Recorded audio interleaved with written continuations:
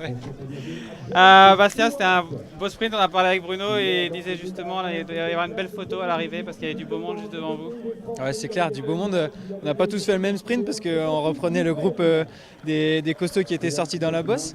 C'est dommage qu'on n'ait pas réussi à les reprendre. Je pense que ça aurait été possible en lançant mieux le sprint ou qu'on lance un petit peu de plus loin.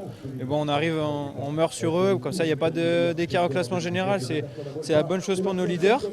Et puis ouais, un premier top 10 cette semaine, c'est bon à prendre. Comment on se sent quand on a des Vingegaard, Pogacar juste devant? On hallucine un peu? Ça va, ouais, non, c'est cool. C'est cool de. Comme a dit Bruno, la photo, elle est plutôt sympa. Quand on voit les grands champions qui sont sur la photo. Donc, non, c'est bien et ça donne envie de faire encore mieux les prochains jours. Bon, aujourd'hui, c'est plus simple ou pas? Ça va rester quand même assez dur parce que les bosses, elles sont quand même un peu plus loin de l'arrivée, mais elles sont plus longues.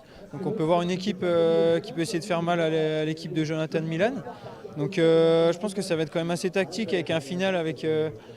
Du kilomètre 4 au kilomètre 3 descendant, ça va aller super vite. Donc je pense que ça va être peut-être un peu plus facile à gérer, mais quand même assez dur. Ouais. Quelle équipe on voit essayer de durcir pour justement avoir un sprint en groupe réduit sans Milan? Bah, on peut avoir Israël qui peut durcir la course, ou alors Alpecin avec Van Der Poel. Après, ouais, avec les champions d'aujourd'hui, les courses sont vraiment débridées, donc il peut se passer beaucoup de choses, il faut rester attentif. Merci Bastien, bonne chance, bonne course. Merci.